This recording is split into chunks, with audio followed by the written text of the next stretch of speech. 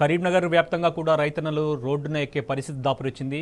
ఒక దిక్కు సీడ్స్ కోసం, మరోవైపు రైతులకు సకాలంలో నీరు రాక వాళ్ళందరూ కూడా తీవ్ర ఆవేదన వ్యక్తం చేస్తున్న నేపథ్యం మనకు కనిపిస్తుంది. అక్కడ నుంచి మరింత సమాచారం మా ప్రతినిధి వేణుగోపాలరావు అందిస్తారు. వేణుగోపాలరావు, చెప్పండి, ప్రస్తుతం కేసీఆర్ పాలన తరహాలో గ్రౌండ్ వాటర్ని రీఛార్జ్ చేసే ప్రక్రియ ఈ కాంగ్రెస్ ప్రభుత్వం ఎందుకు చేపట్టలేకపోతుంది? ఎందువల్ల ఫెయిల్యూర్ అవుతుంది?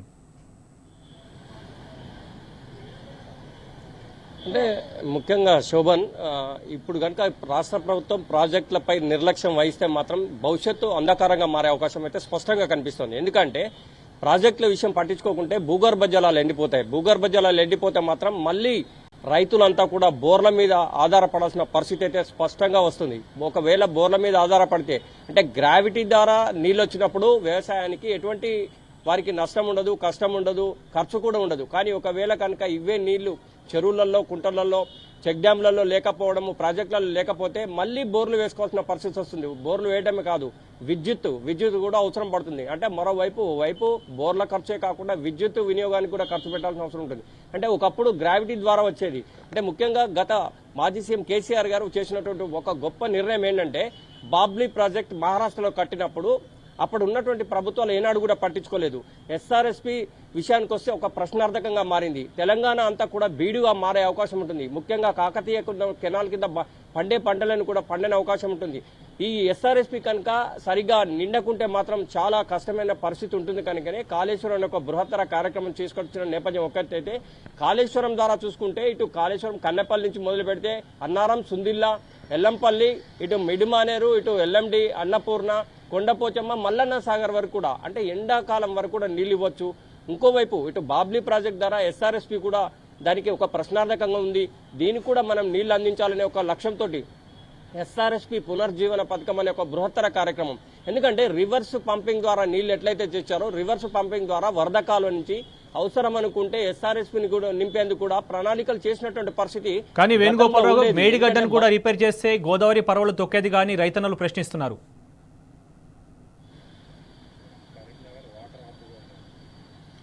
శోభన్, మళ్ళా మేడిగడ్డను రిపేర్ చేస్తే గోదావరి పరవలు తొక్కేది కదా, తద్వారా గ్రౌండ్ వాటర్ కూడా ఉండేది, మాకు ఈ సమయానికి మాకు వాటర్ అందేదని చెప్పేసి రైతులు అంటున్నారు. శోభన్, మీరు అన్నది 100%. ఒక చిన్న లోపంతో ప్రాజెక్టును పండబెట్టారు. లక్షల క్యూసెక్కుల నీరు వృధాగా మళ్లీ సముద్రంలో కలుస్తుంది.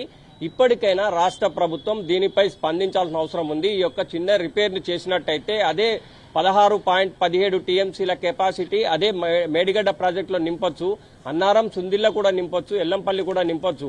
అంటే నీటి ఎద్దడి అనేది ఉండదు. కనుక ఇప్పటికైనా రాష్ట్ర ప్రభుత్వం ఈ చిన్న లోపాన్ని చూపెట్టి తప్పించుకోవడం కాదు, దాన్ని రిపేర్ చేసినట్టయితే జూన్ వరకు కూడా రిపేర్ చేయొచ్చు. ఎట్టి పరిస్థితుల్లో దీన్ని రిపేర్ చేయాల్సిన అవసరం ఉందని అప్పటికే అంటే గతంలో BRS party working president KTR కూడా ప్రత్యక్షంగా దీనిపై ఒక కార్యాచరణ చేపట్టినటువంటి పరిస్థితి, ప్రత్యక్షంగా వచ్చినటువంటి పరిస్థితి. అంటే వర్కింగ్ ప్రెసిడెంట్ కేటీఆర్ వచ్చినప్పుడు కూడా ఇదే ఈ కాళేశ్వరం ప్రాజెక్ట్ సంబంధించి చూసుకుంటే 15 నుంచి 20 లక్షల నీళ్లు ఆ రోజు పోతున్నటువంటి పరిస్థితి. అంటే కేటీఆర్ కూడా దీని మీద స్పందించి ఏం చెప్పినట్టే, ఇన్ని లక్షల క్యూసెక్కుల నీళ్లు వెళ్తున్నప్పుడు కూడా ఎటువంటి ప్రమాదం సంభవిస్తలేదు, మరి ఎందుకు దీన్ని రిపేర్ చేయటం లేదు? కరకట్ట నిర్మాణం చేపట్టి దీన్ని రిపేర్ చేయొచ్చు.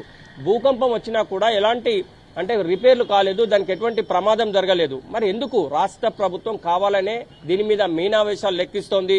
ఈ విధంగా ప్రజలపై కోపంగా, మరి లేకపోతే ప్రభుత్వం సంబంధించి బీఆర్ఎస్ పార్టీ మీద కోపం, ఇలాంటివి ఉండకూడదు. రైతులను, ప్రజలను దృష్టిలో ఉంచుకొని భవిష్యత్తు కార్యాచరణ చేపట్టి ప్రాజెక్టుని ఇమ్మీడియట్లీ బాగు చేయాలి. లేకుంటే మాత్రం రాబోయే రోజుల్లో ప్రాజెక్టులన్నీ కూడా ఎండిపోయి దానికి అనుసంధానంగా ఉన్న చెరువులు, కుంటలు, చెక్ డ్యాంలు కూడా ఎండిపోయి భూగర్భ జలాలు కూడా ఎండిపోతే రేపు తాగునీటికి, సాగునీటికి చాలా కష్టాలు వస్తాయని చెప్తున్న నేపథ్యం అయితే కనిపించింది శోభన్. అంటే ఇప్పటికైనా కూడా రాష్ట్ర ప్రభుత్వం భేషజాలకు పోకుండా దాని మీద ఒక శ్రద్ధ పెట్టి దాన్ని కనుక రిపేర్ చేసినట్టయితే మల్లన్న సాగర్ వరకు కూడా నీళ్లు ఇవ్వచ్చు, దానికి అనుసంధానంగా ఉన్న చెరువులు, కుంటలు నింపొచ్చు.